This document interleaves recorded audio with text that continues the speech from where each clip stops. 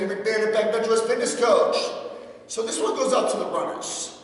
I'm going to show you 3 core exercises, pillar exercises, anti-movement exercises. The reason why I hesitate because the core is an overused word. When it comes to runners, the whole objective is to increase and improve pillar strength. And pillar strength is basically your foundation. So the ability to transfer weight, upper body, lower body, hip complex, but also the ability to engage the core, protect the spine while the limbs or your levers move. And your limbs and your levers are your arms and your legs. So the first thing we're going to do is we're going to go into a 4-point position or a bear claw position. Now, as a basic movement, we can keep the hands below the shoulders, knees below the hips, making sure the head is in line with the spine. You're going to just slightly lift the knees up as you dig your toes into the floor, and you can just hold this position. Now, the big thing behind all this is you want to focus on diaphragmatic breathing. So when you breathe in through the nose, and you breathe out through the mouth, you want to ensure that your stomach expands to engage the core. The diaphragm drives into the rectus abdominis and allows you to protect the spine, and then exhale and it comes back up. To get a little bit more movement out of this, you could then tie in opposite action with some locomotion. Again, reverse. Now that will be a little bit more specific towards how we run because it's opposite action. It's going to be right arm, left leg, and vice versa. Now that's in the 4-point position, which is part of the developmental stages of human movement. Now we can also work in the lateral position, which when it comes to runners, we do things mostly linear. However, we go into a single leg pattern over and over and over again. So what I'm going to do is I'm going to get into a side plank. Your elbow's going to be right below the shoulder. You're going to pull that shoulder back so that shoulder joint does not pop forward. I would recommend stacking the legs, that bottom leg bent to shorten up the levers.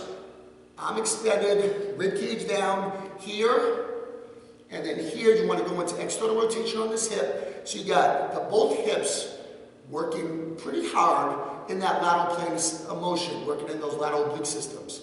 Now, as a progression, you can extend the levers and come up, same thing, and lift up like so. The last one we're going to do is going to be from the supine position, laying on your back. So, in order to execute a pattern like a run, a complex movement, you got to go through these developmental stages in order to engage the core standing. So, simplify in order to bring it all together with an integrated pattern with longer levers and a neurological response that is specific towards locomotion and getting your body moving and engaging at optimal times. Now, the last one, on your back, we can go same side, elbow drives into this pad, relax the head, take a deep breath, extend the arm, extend the leg, bring it back in. Resisting against your back coming off the floor, so smash your back into the floor, your lower back again. And that would give you some same side, opposite action, but same side where this side is flexing, this side is extending in the hip, and flexing from the shoulder, almost like running. Now to make it more specific to running, we can come across the body.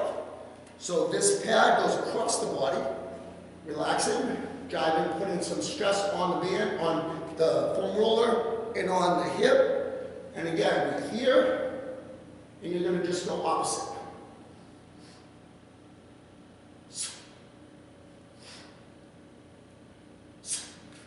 So that would give you that contralateral type contraction. When you talk about running, really it's the same pattern over and over, here, here. I don't know if you can see me with that, but it's opposite action. Arms, hips, legs. So just a little something something for the new runners out there that want to get better, push the needle, and do some great things while reducing the risk for injury. Coach Peter, Backbench US Fitness Coach, getting people better every single day.